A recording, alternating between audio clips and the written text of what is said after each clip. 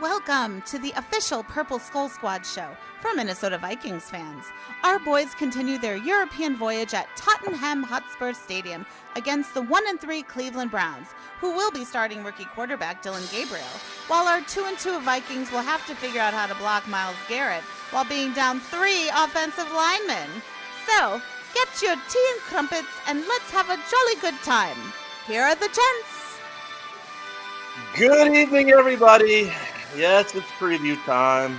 Boys are in Europe for what's their European vacation week number 2. Where's Chevy Chase when you need him? The Minnesota Vikings will attempt to break out of the 500 area in which they're in and go to 3-2. The Cleveland Browns, who are probably one of the better 1-3 teams in the NFL, bring their defense to England, and with the Vikings depleted at the offensive line position, we ask this question to you tonight. Will the Minnesota Vikings survive all the injuries? Tony Bell, your thoughts? 3 different offensive linemen will be starting. One will be switching positions to play center. Your thoughts? It's a dumpster fire. I'm just going to be point blank. It's a dumpster fire, especially when you've got coaches that have no idea what the hell they're doing. It just is. And it's almost like the ghost of Tony Sperano has come back to this team to haunt them. I'm just being honest. This is bad. This is bad. And this falls on management. This falls on the coaching, especially coaching. You don't have, once our frontline guys are gone on both sides of the ball, we're screwed. Yep. Literally. Yeah, and I think we're under the thought process, Tony and Bill, where this team had built depth with some free agent signings, but if one of those guys is Justin School and that's the free agent signing that you're bringing, that's your free agent signing that you're gonna friggin' there's no depth, right? And No Blake depth. Brando playing center, Never Carson played it Wentz in his there. life in a game. Yeah. Where's Walter Rouse? Will be a backup. I think this is School? something. I think this is something which tells us again another guy drafted. I agree with Tony on that. By the way, Another guy drafted that's a wasted pick. Okay, here's my thing. You drafted him to be the heir apparent to Brian O'Neill. Guess what? O'Neill's hurt. This is a chance to see if your heir apparent can play the damn position. But no, you're going to play a fucking journeyman goddamn backup lineman to play the position. Give me a friggin' break. You are trying to get your franchise quarterback killed with moves like that. I'm sorry. You just are. You got Brando playing center, never played center, can't snap the ball. The most confident lineman we'll probably have out there Sunday is probably either Darrisaw or maybe Huber. Yes, Joe Huber. Yes. That's it.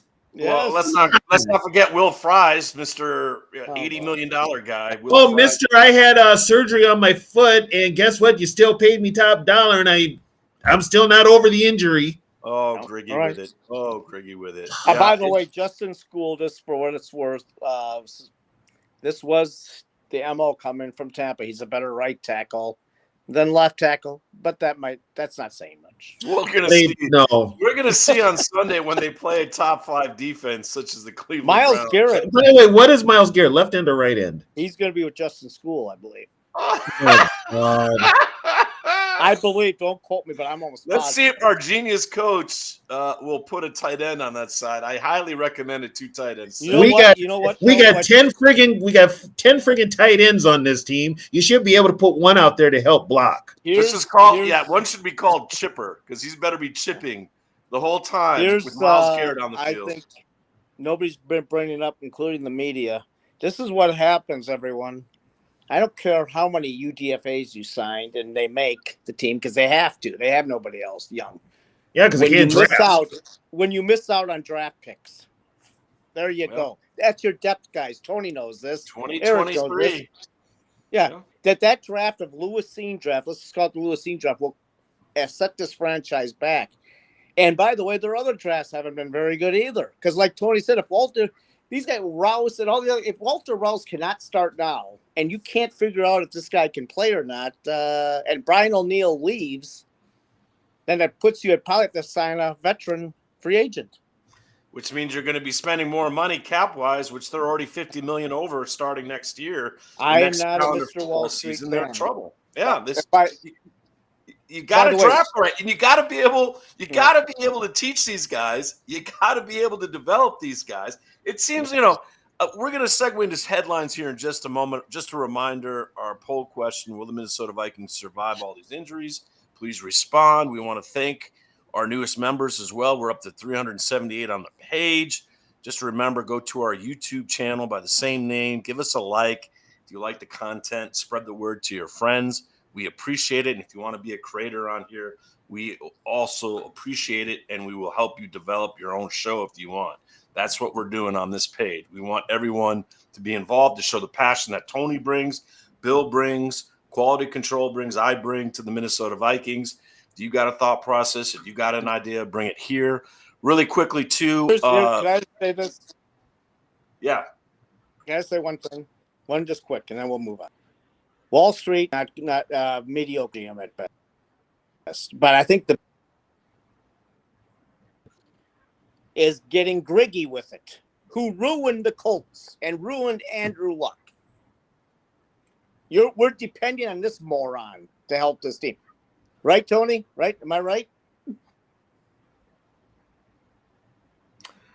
Well, the jury's out. We are looking at 8 and 9. Yeah, maybe.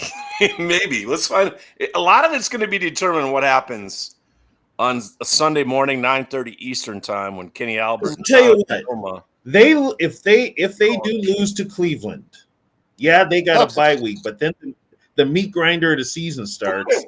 And what's the morale of this team? You're 2-3 with Philadelphia, the Chargers. They're not beating the Eagles. You are in serious trouble, man. Serious trouble. But then again, they're going to have stranger things have happened. They're going to have their built-in excuses, boys. Injuries. Look at all these injuries to all our players. They have had a lot. But I don't want to. Every NFL team has injuries. Stop making the excuses for this team. Can't. You really can't. It's bad because being here in Minnesota, me and Bill hear it. Yeah. Every day you've got the purple propaganda over at K-Fan just bloviating over a friggin' mediocre team.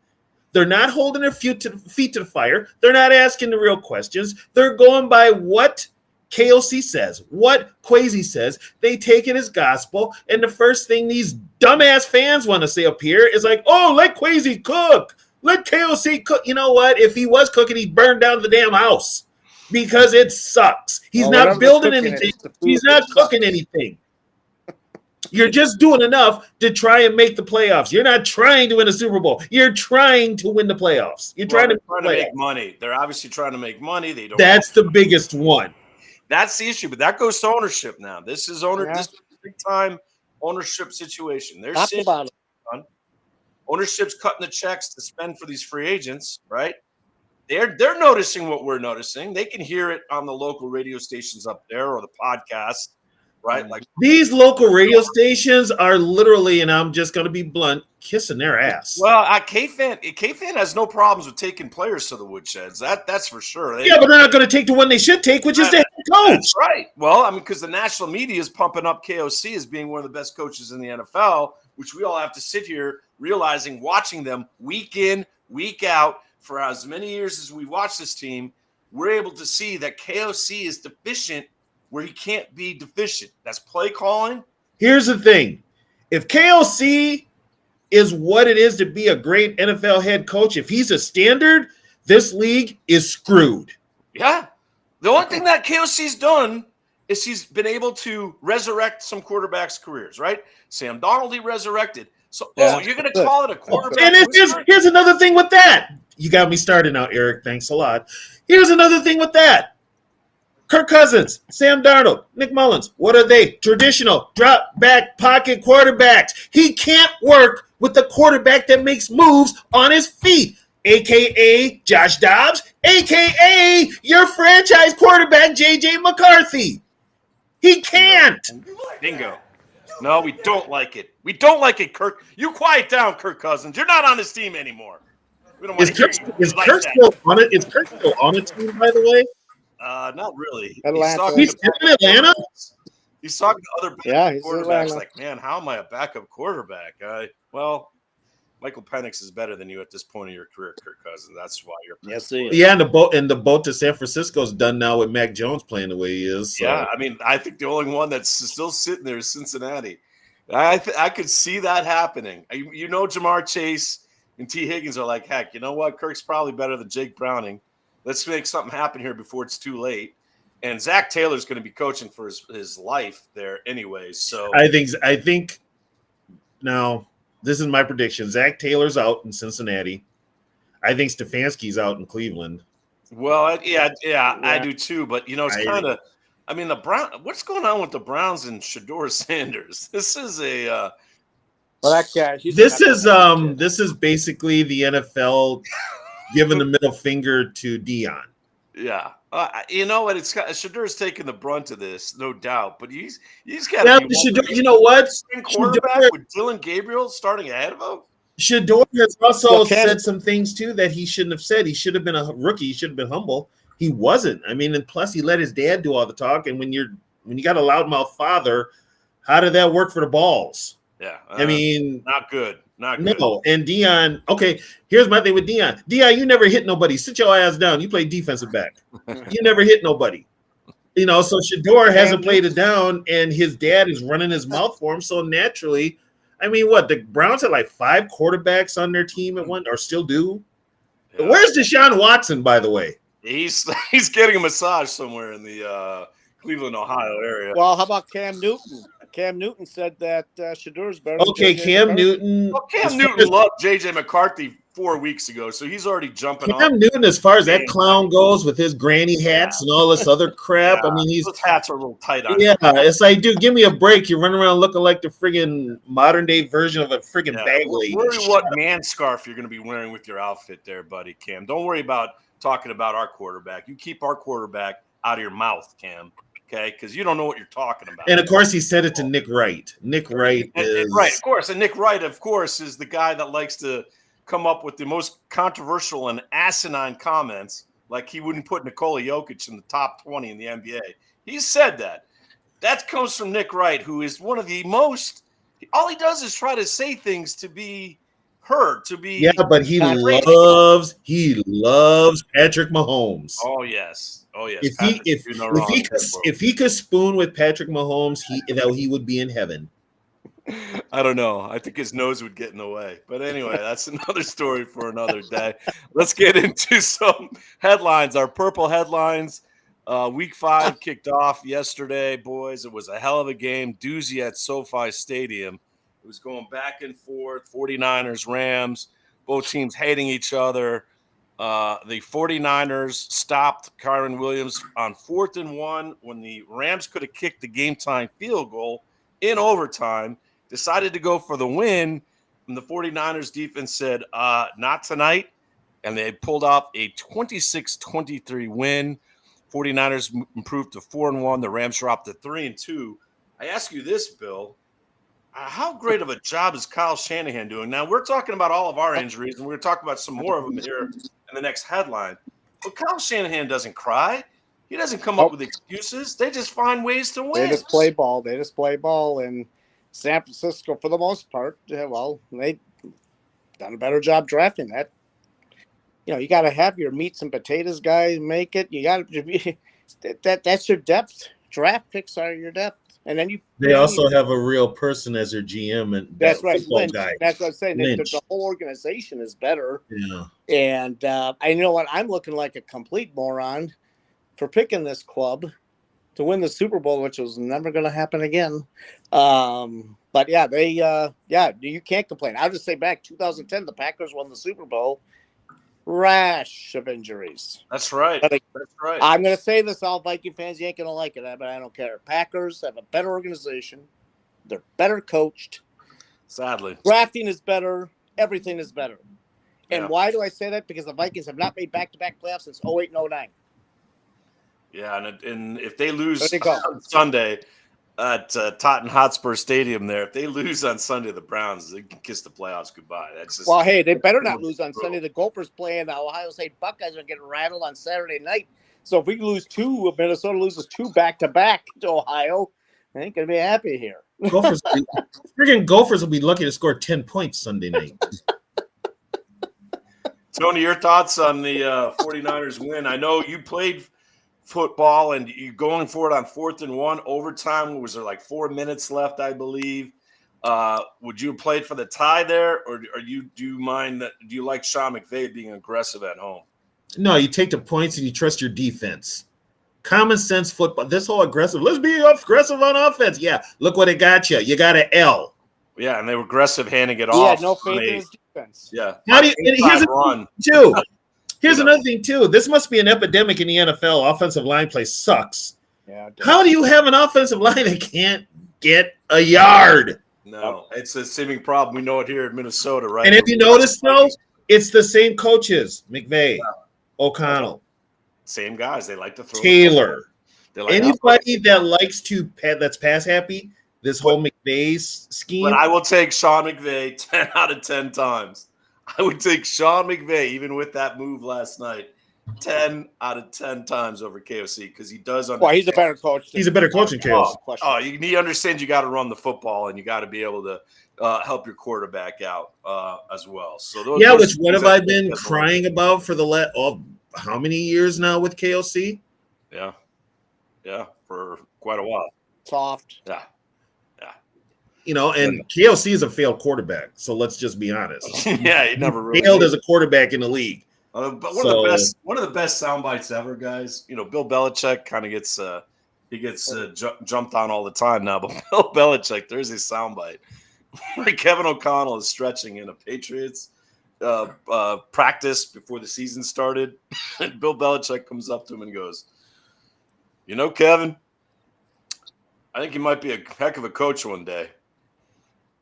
Yeah, but as far as a quarterback, I don't know about that. By the way, we'd have to be. He's going through a tough time now. The head coach, his Padres are out, so he's got to be a little bit down because he's a huge. Well, yeah, let's not get into baseball. And by the way, you want to know something else? Yeah, no, I don't want to. We have one thing on that. This is all you got to know. He's close friends with Mike Schilt, their manager, and that guy is horrible. Yeah, no, I mean, he is horrible. Birds of a feather. Very bad. Eric knows as a baseball guy how bad Mike Schilt is. They should really look in. They're not going to win anything with him. They're not going to win. They're not going to win nothing with him, Manny Machado or Fernando Tatis. Both guys were horrible. But enough baseball. We're on Minnesota Vikings here. Second headline of the day. Well, the guy we're looking at to be better, KOC, stepped up to the mic today, and this is what KOC said about playing the Browns and the latest injury update. Moisture out there, but the team got a full day of work, and it was some good work as we get ready to play the Cleveland Browns on Sunday. It's been a good week here so far for us. Just giving you an update on some game statuses. Donovan Jackson, Ryan Kelly, Michael Juergens, J.J. McCarthy, Brian O'Neill, and Andrew Van Ginkel will be ruled out. And then Tyler Batty, C.J. Ham, and Ben Urosic will be questionable. Well, okay, KOC. So basically you're saying that Myles Garrett's going to feast on Sunday with that update. And, how about maybe, guys, scouring the waiver wire for a veteran center instead of – Yeah, but the problem is they're in London. Yeah, well, you can't get anybody because then the legal process takes. He's got to get a visa. He's got to get all this other stuff. By the time he gets over there, it's game day. So what good is he? Well, it just goes to show you, though, at this particular time, though, how shorthanded the Vikings are. And for Blake Brandel to be starting as the center when he's never played the position, you can only see so many nightmare scenarios that are going to happen in this game. I'm telling you right now, under center is going to be bad, but pistol is going to be even worse. Wentz, let's keep in mind, folks, Wentz hasn't played preseason. He didn't have a preseason. So this is his only live action, and he shows it. And you're putting him out there now. He's basically playing behind a preseason offensive line. Yeah. And you're expecting him to have success, good luck. Good luck. And that also, Tony, plays into the running game. The running game, you're going to have 3 new guys out there, right? Mhm. Playing against one of the best fronts, one of the best defenses in football. I mean, Jordan Mason's going to get frustrated. It's going to be a game in which I hope KOC's planned for it. But you know how he likes those 5-6 step drops. I think Carson Wentz has got to start in the shotgun and just really look to get rid of the ball within a second or two, because that Browns defense, Jim Schwartz is going to be calling the dogs in, and they're literally going to be. And he is holding the ball too long, Carson Wentz. Yeah, I know. We did see that. And I'll tell you what, that kind of goes back to guess who. Yeah. Yes. Make the right decision, KOC. Wait for it to open. Well, between the play calling and the decision making and everything in between, you're just like, where are you as the national media seeing this offensive genius? Because hey, KOC, maybe you need to roll your quarterback out, give him that extra time to negotiate half the field to get someone open. Because the Vikings, let's face it, Tony, the receivers really have been on a scale of 1 to 10 so far. It's like a 7 at best, maybe a 6. They're not. Yeah, even with Addison back last week, who, by the way, the turf monster slowed him down to let Spillane catch him on that run. Right. I mean, you've got these problems on offense, which I'll bring up in the X's and O's. All right, just simplify it. Don't make your routes so deep. Pound the rock until something breaks. The last thing on our headlines before we go to around the NFC North, the coach did talk about J.J. McCarthy pretty extensively today. He says he likes the progress that J.J.'s making. So if I was to ask you, Tony Bell, the thought process is, listen, I don't care if they win or lose this game. I think J.J.'s got to be starting against the Eagles on the 19th. And I know it might be an issue. I know that it could be a situation where Wentz has a big game against the Cleveland, and some Viking fans will think Carson should start. But JJ's got to be the guy. JJ's got to start when he's healthy. That's I don't care where the season goes. He's got to take his lumps. And here's the problem: this team is coddling him because guess what? Everybody's jobs are on the line if he doesn't work out. Yeah, it's bottom line. He should be playing. He's not. Play. He's not playing, and he's not hurt. I'm just going to put that out there. He's not playing because they want to coddle him. They want everything to be picture perfect, then put him out there to make them look good. But in reality, that's not going to happen. No, seriously, in the NFL, nothing's perfect, Tony, right? Yeah. I mean, it's not. I mean, Drake May doesn't have a perfect offensive line in New England. I mean, I'm going to be honest with you, though. Drake May got a better coaching staff. You can say whatever you want about Vrabel and Josh McDaniel. He's got a better coaching staff. Does. I mean, I think they do. All of these young quarterbacks have a better coaching staff than what we have here. And we're not saying it because we're dogging this team. We're saying it because if you look if you really look at this team, you see the flaws. Well, and also, Tony, like that coaching staff that we're talking about, the New England Patriots, they're letting Drake May play within his abilities. They're letting Drake May do the things that he can do. He can run. I think he's their leading rusher. He can create extra time. And Drake is feasting right now. He's third in passing yards in the NFL. Can we bring this up too? How come there's 2 offensive linemen, former Viking offensive linemen on other teams now that are ranked tops in the league? I don't even know. That's another damning statement to the offensive line coach. When Ed Ingram is rated as the top guard in the NFL through week 5, and you had him on your roster for how many years? Yeah, that also makes me question the PFF. There's no way that he's that good. There's just not a way in which he's PFF. And I take PFF. No, I know, because we see things and then we look at the grade and we're like, what? Yeah, because they got Bradbury up there, and I'm like, how the hell is that possible? All right, that is our headlines. Let's go around the NFC North. It's going to be a brief one this week, and there you see the standings. The Lions are 3-1. They're the only team in the NFC other than the Vikings of the North to be playing this weekend, and they get what many will call a bye week because they get to travel to Cincinnati to take on the 2-2 Bengals, and they're favored by 10.5 points. Tony Bell, your thoughts about the Lions Bengals? Okay, first of all, don't sleep on the Bengals yet, because guess what? The Lions injury bug has hit them because their corner, DJ Reed, is out. He's on injured reserve. He's a good player, man. He's a good player. So if Jake Browning can just manage, like I said, to get the ball to Chase or Higgins, it could be a lot closer than the Lions want it to be. Yeah. I almost sense an upset here. I almost see Cincinnati beating them. Wow, that would be something. Now, if that happens, then people are going to be calling for a review that somehow Vegas got involved with that. But I mean, check it, and like we've talked before, check the money flow. Check the money flow. Where's the money going? Where's the money going? And then that Lions currently hold first place in the NFC North. The Green Bay Packers and Chicago Bears are both playing Chinese checkers this weekend.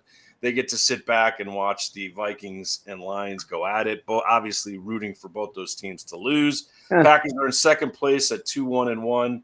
Vikings are on third, currently 2-2, tied with the Bears, who are 2-2, but they have the tiebreaker since the Vikings knocked off the Bears in week 1. Any input on that, Bill, on the NFC North?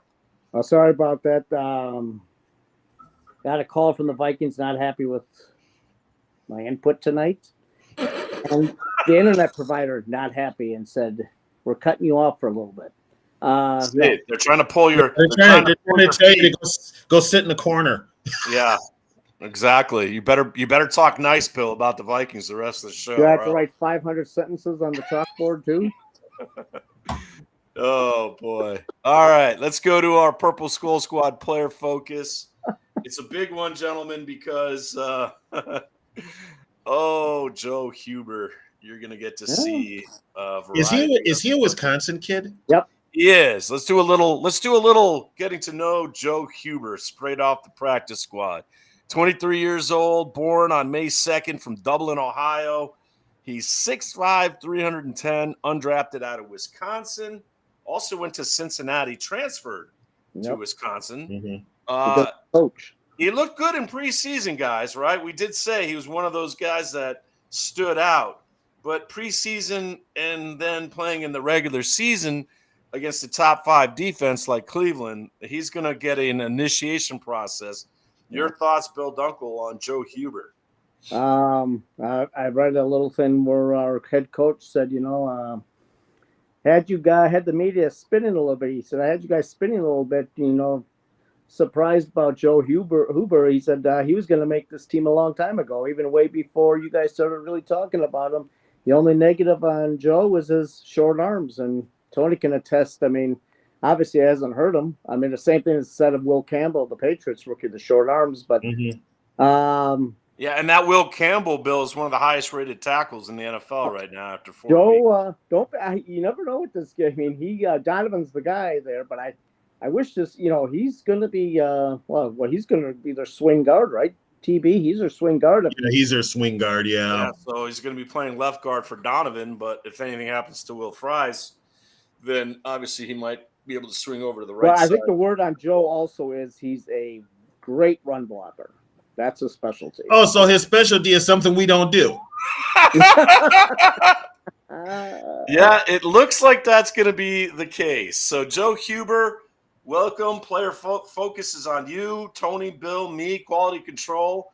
Early in the morning, we'll be watching how you do against that Cleveland Browns defense. But and I'm going to be honest with you, I'm not even watching Huber. I think Huber will be fine. I'm watching Brandel. Oh, God, that could be. I'm watching Brandel. I'm watching the disaster that is at center. He's never played a game. And by the way, TB, did you see he's the tallest center in Viking history? Who's the second tallest? What is he, 6'5"? Brandel, they say he's 6'6". I think 6'6", 6'7", right? They say he's 6'8". Wow. Ooh, Huber? Not Huber, but Brandel? That's what they say. That is a stocky 6'8". You know who the second, they say by this gentleman, Will Raggets. Per Will Raggets, the second tallest Viking center in their history, Randy Rasmussen. Oh, Randy. Did we forget about Matt Burke? Yeah, but they say Randy was 6'7". Randy was not 6'7". That's what I kind of thought, but that's Will Raggets. No, Randy was like 6'2". I That's came up what I Randy's thought. shoulders. That's what I thought. Oh, for I God's thought when sake. he wrote that. Who are these historians that are putting Yeah, out? let's get the sizing right there, That's, gentlemen. You Will can't be Raggets over of SI. shooting the size there on that. Locally We gotta here, get these facts locally. right, Will. And by the way, Yeah. he's on with Matthew Collar once in a while, but that's when I seen that, I said, no, wait a minute. He wasn't no 6'7". No, he was 6'2". He played guard at the University of Minnesota. Maybe he wore those boots. Like, remember the boots that Prince would wear to give him like 4 or 5 inches. In order for him to be 6'7", he would have to be in Gene Simmons platform boots. Right. I had fun with you on that because I wanted to see your reaction. I don't know. Dennis Randy Swilly came to Rasmussen. mind, but I don't think Dennis Swilly was over Swilly 6'4". was about 6'3". 6'3", 6'4". Good old Dennis Mick Swilly. was 6'2". Swilly was about 6'2", 6'3". Matt Burke was like 6'5". Yeah. And the Randy- smallest center in Minnesota Vikings history, gentlemen, was Randy- Smallest. weight-wise. Weight-wise was Tingelhoff. Yeah, Tingle. Tingelhoff was barely 235. The Hall of Famer that was. All right, it is time for me to swill down a drink here for Bill to make sure the Wi-Fi and the Vikings are not trying to pull them. It is time now to get to X's and O's. Tony Bell, take it away. God, you guys put me in the limelight. All right. Okay, so we've been frustrated with this Viking offense all season, even the first game of the year. We were frustrated as hell because we're looking and we're like, what is going on with the play calling that you're not working to what works with JJ?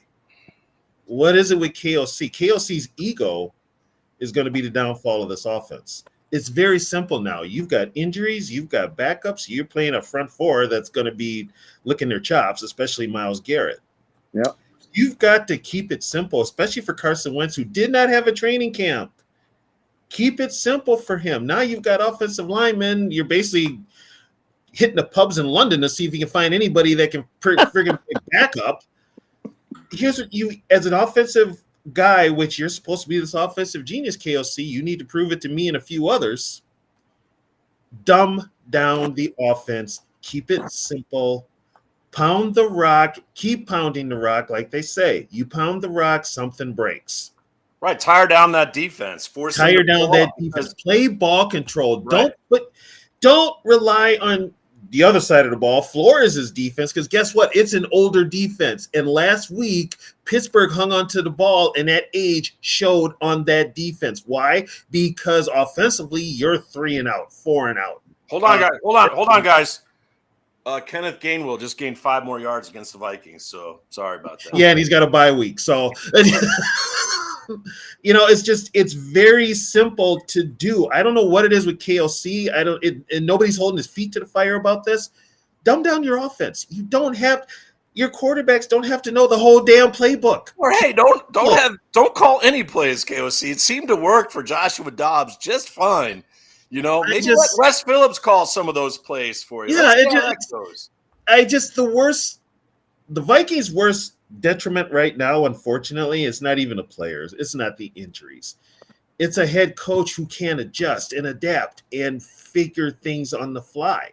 It almost has to be like picture perfect, like with JJ. Well, it was raining today, so we didn't practice him. Really?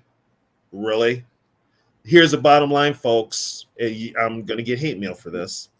Soft. The only reason JJ's not playing and practicing is because guess what? There's too many people on that team and in that front office whose lives and careers are tied to JJ. If it doesn't work, they're out of a job, including your head coach, including your GM, and a bunch of other people in the front office. Yeah. 100%. And so, you know what? If they're only doing that to protect their status and job, we got a problem. Oh, by the way, and I want to put this out there. JJ's not hurt. He's not hurt, Eric. I don't. He's not hurt, Eric. He's not hurt. Well, the thing though, he's not hurt. Because I'll say this. I will say They're this. going to get serious trouble. JJ is a competitor, and if they said he was hurt and he's not hurt, I think JJ would have a problem with that. JJ's born and predicated on toughness. He's a JJ's a rookie. JJ's not rocking. Tony, doesn't matter. There's no way this could be the case. He has to have a legitimate injury. Well, plus the NFL would look into it. No, the NFL would look into it. The Vikings could face serious repercussions if he's not. And JJ's not. You believe that, Tony? JJ's not the type ever to miss a start, to miss anything.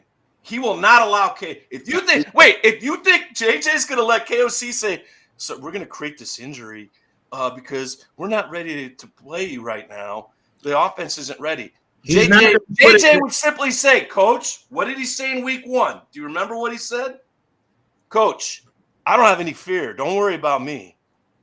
Yeah, that was before he got the shit beat out of him with the Falcons. Yeah, well, I mean, listen, he's going to get the beat out of him, Tony. Then let him play. The process. Let him play. Handed to him in his first year. There is no way he has a fake injury. That is shit. We're gonna call it off because there's no way. Okay. There on a fake Here's the reason I said it. Because the person that told me works for the Vikings and told me this, and also the Vikings have been getting calls all week. Well, if he's been getting calls and your guy's telling you that, then he should be fired. Because I'll tell you this right now, the Vikings would be in serious trouble. They would not be in serious trouble. The fact that we're saying it right now on this very show or anywhere, anyone to even suggest that he's not hurt and he's faking it, man, oh man. I didn't say he's not faking it. I said he's not hurt. When I say he's not hurt to the point where he can't practice. He is definitely hurt. He is definitely hurt. His ego is his what you call it's hurt. His psyche's hurt. Because I'll tell you this: if the team, after 2 weeks, came up with an injury on their supposed franchise quarterback, and decided, we're just going to put Carson Wentz in there, and then we're going to keep him in until maybe the Charger game because we don't want to get JJ hurt or we don't want JJ to take a step back, then our whole team, front office, and head coaching staff need to be freaking fired. That's not football. Nobody. You take your lumps. I don't care how good it looks, how bad it looks, okay? I agree with that. Ask Peyton Manning how he felt about playing the first year with the Indianapolis Colts. Peyton Manning had a real coach. Doesn't matter. They sucked, and he threw 27 interceptions. They were going to ride or die with Peyton. But Peyton's going to play. You don't give the keys to your car, and after 8 quarters, determine, no. You know what, JJ? You're going to have to step aside, and we're going to play this guy that we just got out of the forest hunting, but we'll put you in there. If that is the case, then everyone at the Minnesota Vikings front office and coaching staff needs to be fired right now. And we're not waiting. What did you just say? Remember what I said before? What type of quarterback KOC likes? Well, what type of quarterback is Carson Wentz? Yes, it does. Yes, it does. You're giving him. I'm done. I'm telling you right now. They traded up to get him. So what? They traded up to get Lewisine. Look what happened. He traded up to Lewisine. KOC wanted him. He got him. And guess what? And now he don't know how to coach him. He won't be JJ. You know what, Tony? You might have a point there. You might actually have a point. He will not let him be JJ. He won't. He's a running quarterback that makes moves with his feet. That's what JJ does best. He's another Josh Dobbs, a better version of Josh Dobbs. But they knew that. He's a winner, and they knew that. Friggin' KOC gets hold of him and wants to turn him into a pocket passer. KOC be to trade up a pick to draft this guy? Because KOC has it in his head that he can turn any quarterback into a drop back quarterback. Oh my God. It's bad. It's in his ego. Oh my God! Or what? This is a whole different thing. But let's let's pull in the reins right now. Let's get the train back on the tracks because we need to take a breather because both Tony and I are probably blood pressure is a little bit high right now because if this is at all true, and hear me out right now, and I want this published. Kevin O'Connell, if you're sidestepping J.J. McCarthy's development, playing right now for Carson Wentz, 6 teams in 6 years, then you're an abject failure. I got a question too. Yeah, Did they ever tell us what's wrong with Walter Rouse? They said he was hurt. They obviously don't feel very highly about Walter Rouse. But why have they been? Why did they tout him all? This is what I mean. You tell us one thing, and your actions do the complete opposite. And you know what? Yeah, but McCarthy, they're going to make sure that because he's the franchise quarterback and because of I said this a couple weeks ago, that they're not going to put him in until he is ready, and if they're winning, there's a lot of things. But now with that O-line so beat up, there's no chance he's playing with him. He's not playing against Philly. He ain't playing against the Chargers, He may not play Bill Baltimore. Wait a minute, Bill. Why would they play him? Yeah, well, that's what I kept on saying. And by the way, why wouldn't they play him? Because you know what? He gives them the best chance to win. So why wouldn't they play J.J. McCarthy against those teams? See, there you go. Doesn't matter. Doesn't matter. Does Drake may have it doesn't. Does Drake may have an offensive line in New England? No. Because they're tied to him, and they're surely not going to put their franchise quarterback behind the center of a center who might be Blake Brandel, for crying out loud, in a beat up offensive line to get him killed. No chance. David Carr syndrome. No chance. Zero. They should be fired, Bill. Huh? If that is the case, this is the case, a second-year guy. Development, I realize he was injured all last year. A second-year guy. Yeah, well, he's hurt again. That isn't it. That's where I think it is, and that's a whole different other question, Bill. Because if JJ gets hurt that easily, how can you play this guy if he's missed? He missed all of last year, and he's missed like what, 2 games? Yeah, and then all those reps again. This is why I don't know. I'm going backtrack again. This why they should have signed a veteran and had him sit. Well, they just signed a veteran. They signed Wentz. Well, you know what I'm saying. During the offseason, he ain't starting against Philly. It would have made Bill. You know what? It would have made more sense to what you're saying if they had signed Aaron Rodgers, and then. But here's what they could have said: "Hey, we're really going for it right now. We're an older team. JJ, we got under contract for 4 years. He's definitely going to be the starter at some point for the Minnesota Vikings. If they had said it like that, then we could have all been like, all right." And they did it. See, that's the whole thing. It's all about the spin. They didn't even try to spin it. They told us right off the bat, they're running with JJ with a veteran team. So they didn't even make it a point to go get a veteran quarterback. I don't know if it was more Aaron wanted to talk to them. No, wait, they got Sam Howell, but Sam's only like 3 years, right? 3 years? Sam's not a veteran quarterback. I don't think he is. He's a 3-year backup. That was the supposed veteran guy, right? He's a 3-year backup. And plus, now here's the thing, like I told people before, Aaron Rodgers' psyche and attitude would clash with KOC. Look at what Aaron Rodgers did last Sunday. You think, do you think in your right friggin' mind that anything KOC tells him, he's going to blow him? It'll be like Childress and Farr all over again. And you know what, Tony? That's a great point. That's a great point by you. Because that's why he didn't sign Aaron Rodgers, because he knew he couldn't. Exactly. There's one ego on this team, and it's the head coach. And it shows by him not doing what he should to help his offense, which is anemic and bleeding and friggin' sucks. You're not doing anything. You're like, I don't even know, what are we in total offense? Damn near 31st? We're not good. We're not. Yeah, we're not. And, and it's like. We're the masters of getting 6 points in the halftime, going into halftime. So we're kind of at the point now where we're like, and we're pissed because we're passionate about this. Yeah. When are the wheels going? You kind of wondering who's going to be the first person to complain. Will it be? Could JJ say something? When I say Well, JJ, they better, Justin yeah. Jefferson. Yeah, I think Justin will say something. You know, and then you've got Justin knows how the quarterbacks play, where they're at. Mm-hmm.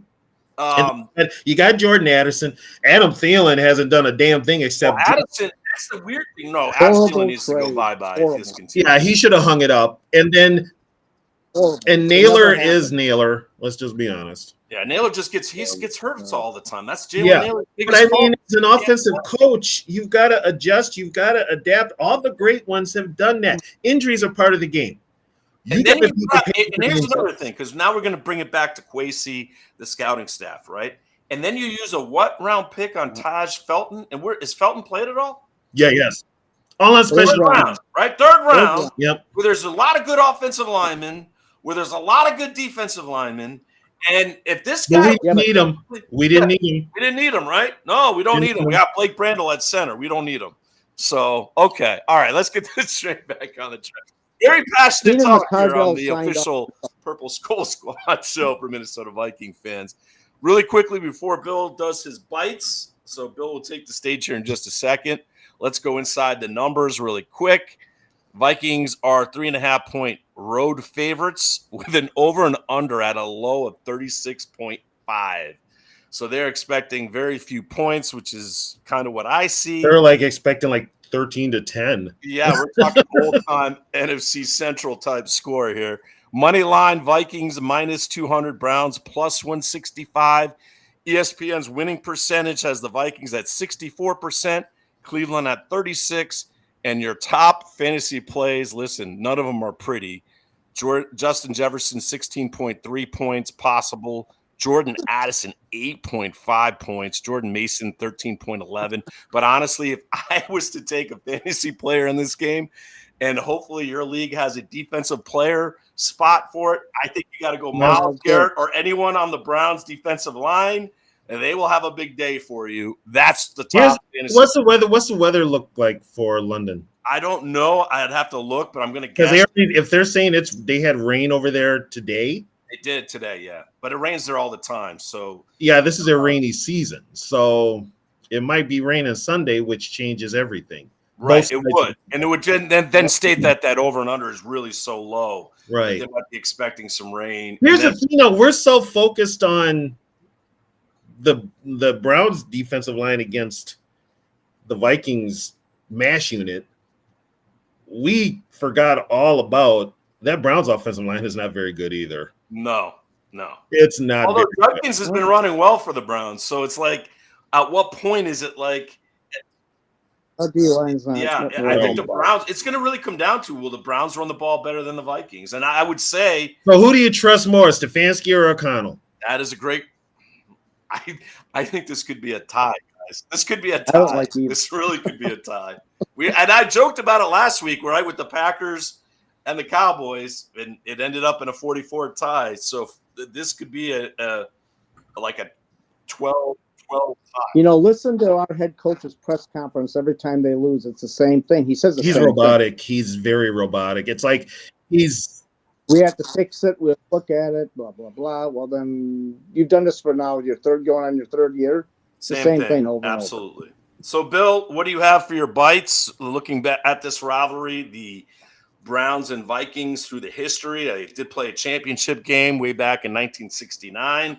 So they renewed their rivalry, so-called rivalry from the old days in London once again. Vikes are 12-5 all time. Obviously, that's going to include the playoffs. They're 5-2 as the road team. They've won the last two as the road team, and one of those two, was the last time they were on the road against Cleveland. They were in London, and they beat the Browns 33-16. So let's hope history repeats itself. But I don't know if that won't be that high scoring of that game. The more thing is this whole organization. I think this needs to be said. This organization, there's no direction. Sorry. Ownership, not much direction with the stupid collaboration BS. The GM 2022 draft, gone. Nothing. And in most of his drafts, nothing. You hire Gregson, he ruined Andrew Luck. I mean, he never fixed the offensive line in Indianapolis. The only one he got was Quentin Nelson.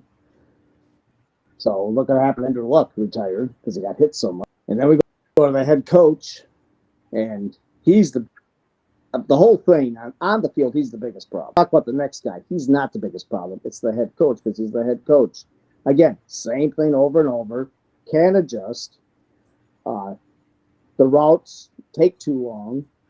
Like TB and you guys both said, where was this quick pass offense when McCarthy was? I mean, he's asinine. Makes no sense. Makes no sense. I don't know what he's doing. I think TB is 100% right. He's trying to make McCarthy into a drop back. That's not his game. It's not his game. And as for our defensive coordinator, this must be said. And so KOC, you didn't take time with Kwesi and the scouting staff to watch J.J. McCarthy's time at Michigan? Well, you didn't watch what kind of quarterback, pistol quarterback, rolling out quarterback, best throwing the ball on the run. You didn't see that, KOC? Or he did and doesn't care. Doesn't care. Like he think, you know what, Tony? It gets to the point, and Bill, that KOC is so ego-driven that he thinks he can turn anything into the quarterback that he wants. And because he developed Sam Darnold last year and Mike Greenberg and all those national media types, it's like they it's think gone that, to his head. It's gone to his head. It really has, But defense outscores the offense. Yeah, I think we're this is going to be a game. If you like defensive football, you'll probably enjoy it. If you like old school football, this will probably be it. Might be something you will like to enjoy to see. So thank you there, Bill, for the bites. It's time for our big three, gentlemen. Every one of us has an opportunity to add something that's important here. It's quite obvious what the Vikings need to do on Sunday, right? I mean, it's quite obvious that Dylan Gabriel. Period. They got to win. But what Brian Flores is going to do to Dylan Gabriel will be as important as to what Myles Garrett and the Browns do to Carson Wentz. So the question was asked to Vikings defensive end Jonathan Grenard in London yesterday. Does he view going up against Dylan Gabriel as an easier task? And here's what Jonathan Grenard said. 10-year starter, 4-year starter, first-year starter, doesn't matter. I give everybody the same respect. Obviously, he's going to obviously have to deal with our defense, but at the end of the day, I'm pretty sure he got a good game plan over there. So we don't look at it any less of an opponent. That's how you get beat in this league, when you undermine your opponent.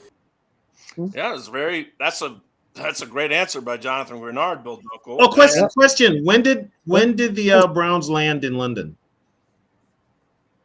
That's a good question. Probably not till Thursday, Tony. Probably not till Thursday, Wednesday or Thursday.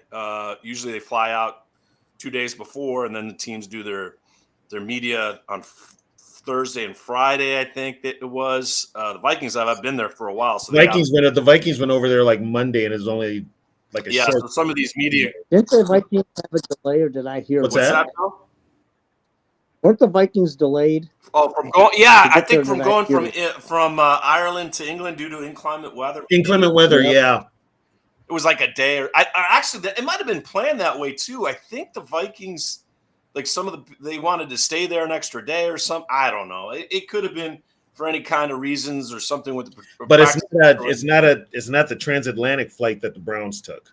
No, not at all. So again, I mean, the Steelers had a rough patch getting to England. Bill told us about that, or Ireland last week. Bill told us about that. The economy, rough flight. And then their quarterback get mugged or something like that. Yeah, Skylar Thompson got mugged. Skylar Thompson, yes. So for a big three for me, gentlemen, and then I'll pass it to you guys, I think somehow, some way, it would be one of the biggest accomplishments for this defense if somehow, some way, they held Myles Garrett to 1 sack or less on Sunday morning when we're sitting there having our breakfast. If they do that, I will say a lot of quick passes. It would be one of the great, and of course, Carson Wentz will probably be doing the Sam Bradford, right, in that season where he had the record for getting rid of the ball because the Vikings' offensive line was probably worse than this one. That's going to go out there this week. Well, Carson would probably say, you like that to Myles Garrett's face. So, as far as your big three, what is your thinking? What is like the number one thing in your mind that the Vikings have to do, Tony, to win this game on Sunday? Run the ball. Run the ball. Jordan Mason, hello. 3 things. Run the ball, run the ball, run the ball. Scott, hello. And stop their run. Yeah, another thing too, Brian Flores. Do us all a favor. Stop shooting the gaps with friggin' little mini midget out there, Ivan Pace Jr. The guy wears 0. There's a reason he wears 0. He sucks. Well, and he can't even really cover. He's too small to cover. He's too small to cover. I mean, he's just you've got other linebackers that you could put out there. What is the love affair with Ivan Pace Jr.? Well, it's not just him. It's like Theo Jackson. It's some guys Flores has this love fest with, and you sit there and you're like, Okuda might be one of those guys. And our safety situation is really precarious because guess what? Harrison Smith still is not up to playing. I heard he looked horrible. Yeah, it's just what is going on? There's something going on with him. Health-wise, this is a serious health issue. This isn't an injury. I don't know what the hell is going on, and they're not telling us. No, because they do what they do best, which is they do what they do best, which is blow over whatever they need to tell us, and nobody holds their feet to the fire. So once again, we're left with the guessing game. All right, so run the ball, obviously Jordan Mason. Jonathan Grenard getting pressure on Dylan Gabriel on the Vikings front line. Bill, what else do you think has to happen on Sunday? Who else either has to get going or someone has to step up to obviously – Oh, I know. The 2 interior defensive linemen that were no-shows last week because they're playing a rookie quarterback. They need to get pressure up the middle, rattle them, sack them. And that Cleveland line's not as big as the Steelers. Yeah, and the thing though that worries me though, they're going to be throwing quick passes. I mean, yes. Who are the wide receivers for the? Look at that picture. Is it John Huber? Don't look at this. Just in school. Don't look at this picture. Jerry Jeudy, correct? Yeah, Jerry Judy's their number. They got a kid that they like a lot. I just picked him up off the waiver wire. Isaiah Bond. You got to watch Isaiah Bond because they utilize him in different formations. From Texas, good player. Where was Judy? Raiders. That's right. Okay. Wasn't he with the Broncos too? No, Broncos. He's with the Broncos. He's with the Broncos. Guy, whatever his name is. Yeah. Former Alabama. Yeah, former Alabama. Good player. Yeah. I got those two mixed up. Yeah, he was. Who's playing tight end for him? Njoku, or is it somebody else? No, Njoku. He's not there anymore, right? Njoku is there, I think. He's still there? He's still there?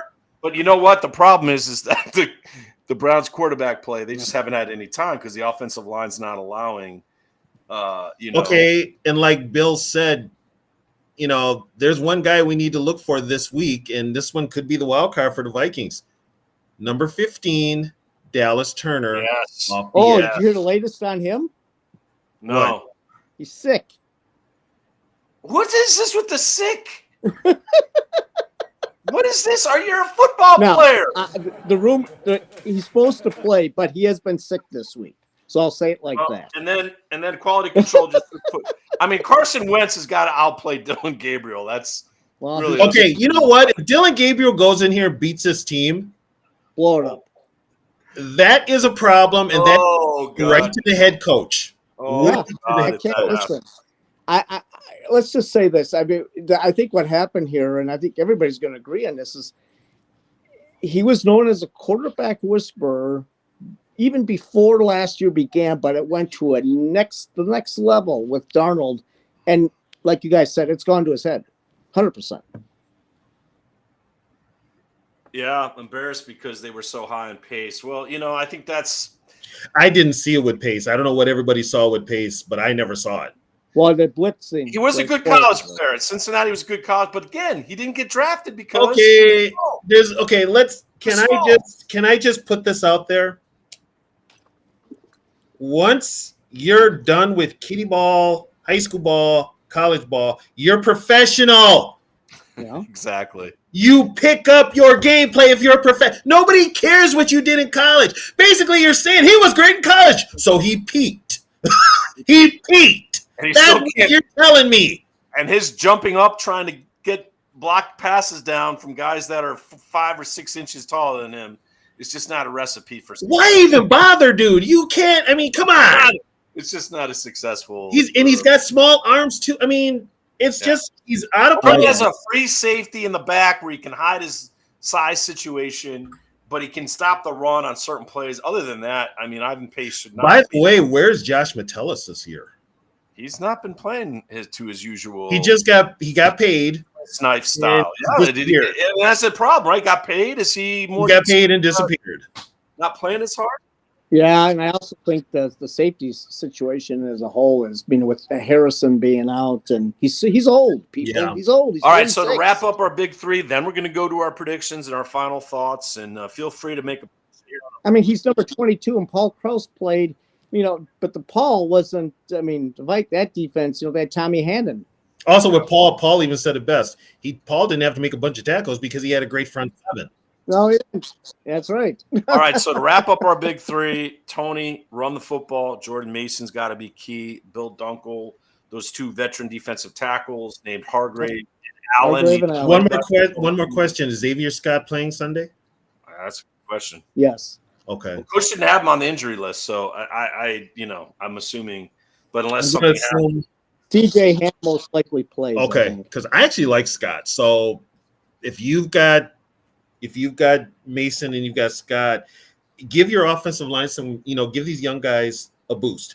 Yeah. Run the ball. Let them win some battles up front running the ball. Yeah, That's get their confidence up, Tony. Right. That is get a their confidence up builder. early, run the ball, let them win some battles that they might be able to early. I'll tell you what, if KLC goes out there, and we know he's not going to do it because it's not in his makeup. If he goes out there and pounds that ball and they're getting tons of success, 4 or 5 yards a pop, marching down the field, taking time off that clock and scoring touchdowns, getting points regardless, that gives your offensive line a boost. That keeps your older defense fresh, and that puts all the pressure on Dylan Gabriel to have to make plays, and he's a rookie. He's going to force the ball and make air. Yeah. It's simple football. Can we just say that? KOC will complicate it. Yes. KOC will if they beat Cleveland, we're all going to be happy. The bye comes at a great time, actually. But let's not sing Kumbaya with that Eagle team coming up, people. No, because honestly, Bill, even if they beat the Browns, and they should beat the Browns. We're gonna give you our predictions in here in just a moment. If they beat the Browns, they'll have beaten the Bears by playing one good quarter, right? Mm-hmm. They beat a Bengals team without Joe Burrow at home. Yep. And they'll beat a Browns team starting a guy for the first time in the NFL, a rookie quarterback in Dylan Flores 9-1 versus rookie quarterback since 9-1 versus better be 10-1. Better be 10-1 after Sunday. But you're right. 3 that would be one of like we were saying, like the Bengals might be the weakest 2-2 team. The Vikings might be the weakest 3-2 team going into the bye week, though, because 100%. With the injuries, with just can I ask a question before we go on? One quick. I want to ask both of you guys here. I'm going to ask both of you guys this. So you signed Ryan Kelly, good signing, but he's got the history of concussions. Why did you put your eggs in the Michael Juergens basket? I'm not saying you keep him on the team, keep him there, but why didn't you sign another center? When Here's you know my that thing. guy Juergens was so injury prone. I didn't like Juergens' film from college. I thought he sucked in college. I'm surprised he even made it. Another Bill, a quick slants. I agree with you. Yeah, quick slants. And they love. I see. This tells me everything I need to know about who's calling the shots with the Vikings. They love Juergens. Yeah, they did, and that was a Kwesi. Kwesi actually. Kwesi liked Juergens. I'm really gonna take. You're gonna let a guy like Kwesi, who is not a football guy. He's a money guy. Football decisions. Yep.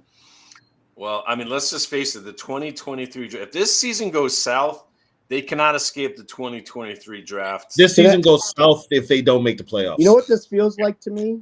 This feels like 2023 all over again. Yeah, kind of has that weird vibe, doesn't it? It has that vibe to it. Only thing left now is if he can keep that locker room intact. And I mean, with those older players, this is their last chance. You sold us a bill of bullshit. Yeah, basically, no. There's no other way to put it. You're absolutely right. Yep. And the three of us here, all had the Vikings winning at least 10 games. Winning the Super Going Bowl. to a Super Bowl, right? Going to the Super Bowl. I said 12-5, winning a second round of the playoffs. And we could be talking about who's the top 5 pick. We're going to be looking at the draft guide here soon, and especially with that Philadelphia and Chargers game back to back. Oh, that's going to be brutal. And Chargers are hurting too, so they are. Listen, Jim Harbaugh will eat that team alive. Harbaugh's got a grudge. He's got a grudge. Can I just and say his team will play tough when KOC's team will not, right? Bill? Yeah. I hope people watching this show don't think what a bunch of 3 negative Nancys here. Oh, listen, two of us had him in the Super Bowl. I had him in the second round of the way we're playoffs. talking today. But the point of it is, you got to be real here. Yes, things that's reality. went south here pretty quick. And I'm just gonna put this out there. If you want purple positivity, go listen to that. Go listen to that clown on KFan. Well, that's what I'm trying to say. Bloviate. Yeah, this team. This show is going to praise and criticize as needed. Correct? Exactly. And you know what? I hope the three of us are wrong right now. I hope I hope you guys are right. I hope you two guys are right that this team can find itself, get tough like the 49ers, persevere under injury situation, get all those guys back healthy, and then JJ's the quarterback that we hope JJ's going to be, and this team makes a run. That's what we're hoping. None of us are not against that. KOC lives up to this national hype that he'd be the first coach I would select. You know, and here's the thing about KOC. He coaches well against coaches that are like at his stature or a little bit below him, which Kevin Stefanski is probably at his stature, maybe a little bit below him. It's the coaches that are upper tier coaches that he melts down. Yep. Yeah. McVay. Nick Sirianni coming His mentor. Jim Harbaugh coming Dan up. Campbell has his where. And by the way, John Harbaugh coming up, and Lamar, I would think by that time, will be playing, I would think. And I would want to play Baltimore at that time now. Even though they don't look good now, Baltimore at some point will. Well, Baltimore, I think Bill and Tony, Baltimore's main problem, with Lamar out, it's going to be offense now too. Yeah. But Baltimore's main problem has been defense. They can't stop. Everybody's hurt on defense. So anyway, okay, gentlemen, let's do what we have to do now. We're all 2-2 so far in the season. So I'm going to imagine we're all probably going to have the same team winning, or will we? I think the scores might be what are going to be really entertaining. So give us your final thoughts and a score on this one. I start with you, Bill Dunkel. Well, I've been thinking about this actually just today a little bit. 21-12, Vikings. Okay. 4 field goals by the Browns. Oh, wow. Do you think the defense will step up and shut down the rookie quarterback? Well, I think so. They're not going to lose a goal in Gabriel. They can't. And there's no way. I'm sorry. This is the way I am. I'm kind of superstitious. I'm weird. Minnesota's not going to lose. They're going to lose Saturday night to Ohio State. They're not losing to the fucking Cleveland Browns on Sunday. You better not. Gentlemen, if that happens, if the Browns beat the Vikings, everyone that's on all 380 of you on this page have to watch the post-game show, because there will be parental advisory that will be necessary. If they lose, and let's say the Vikings lose something like 21-12, and all they get is 4 field goals, and the offense stinks, the defense stinks, everybody stinks. I wouldn't want to. Bill, you and I share a similar thought process. But I'm going to hand this to Tony. Your final thoughts, like just something about the Vikings and a prediction, of course, for Sunday. Run the ball. Depending on the weather, we don't know what the weather is going to be like. If it's a wet field, that probably benefits the Vikings. It also slows down Garrett coming off the edge, and he's got an ankle injury. So that could play into it. I'm going to say Vikings 24, Browns 10. Okay. I like that better than what I'm going to say. I like that a lot better. But I'm going to tell you something right now. If the Vikings lose this game on Sunday, keep in mind, I will have not had any sleep the night before. I have to get up at the butt crack of dawn to watch this team play some sorry-ass football, and they lose.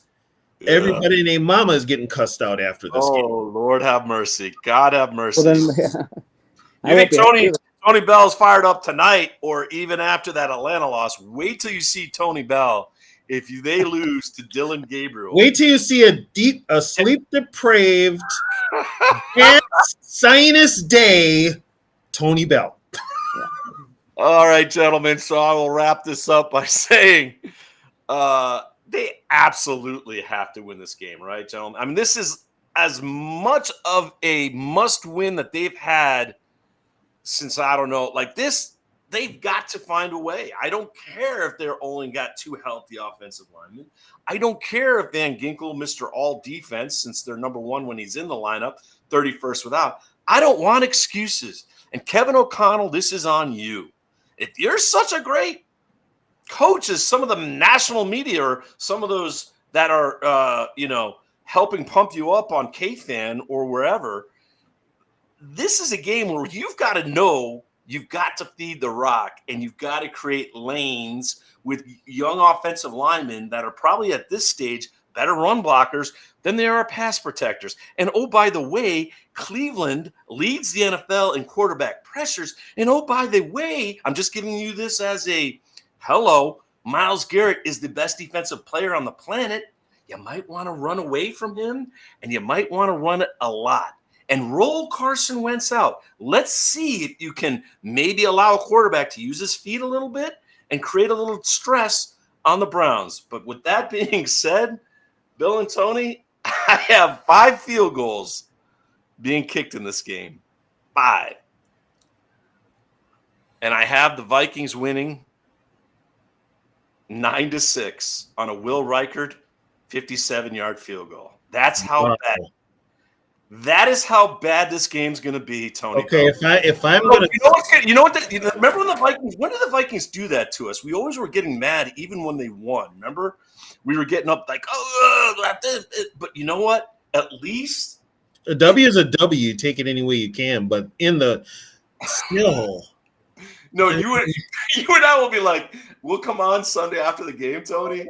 You'll be like, I really wish I just didn't wake up, and I'm happy with the result, but I didn't need to see it. I'll tell you what, if we win this game on Sunday by like your score, I'll be on, but guess what? I'll be calling DoorDash because I'm going to sit here and eat lunch and let you guys talk about that fiasco of the game. I won't have word. That's almost like watching that Raider game again.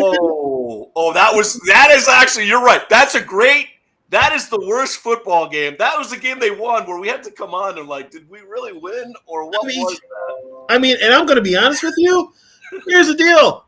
I want financial compensation. If I didn't get it for the Raiders game, I want financial compensation for this game.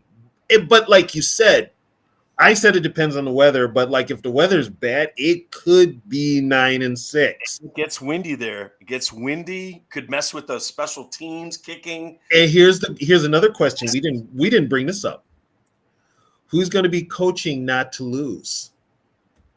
I think that's going to be I think Stefanski, because Stefanski knows he's on the. How does Stefanski still have a? You know what's interesting, Tony? Just to use what you said, this is going to be which coach dumbs it down most for the offense. Will it be Stefanski dumbing it to maybe 3 or 4 plays, or will KOC realize that with by this, if they're going to dumb it down, both teams, they'll be at like kindergarten level, be dumbing down football. I mean. Our trap to the right, our trap to the left. Going to be drawing plays on the field, in the dirt. But oh man! All right, gentlemen, we got to deal with. We can laugh right now, but we will see on Sunday. Right after the game, before the 1:00 Eastern game start, Tony Bell, Bill Dunkel, yours truly. We're going to wrap up what's going to happen across the pond at Hotspur Stadium between the Minnesota Vikings and Cleveland Browns. If this game is really bad, England is going to be like, you know what? Bring back the soccer boys. Browns, Vikings, you're never coming back. We don't want to see you here. We don't want to see you. Scores, not you guys. So for Tony Bell, for Bill Dunkel, quality control, amazing job with the pictures. She threw a ton of pictures out at us. She's our all-star as always. Yours truly. We wish you a very blessed and great weekend ahead. We'll talk to you on Sunday. And Tony Bell, Skol. Skol. Thanks for watching our official Purple Skull Squad show for Minnesota Vikings fans. The Gents will be back on Sunday after the game to break down the good, the bad, and the ugly on our wrap-up show. Don't forget to like and subscribe to our YouTube channel and share our page with your friends. See you Sunday. Skol!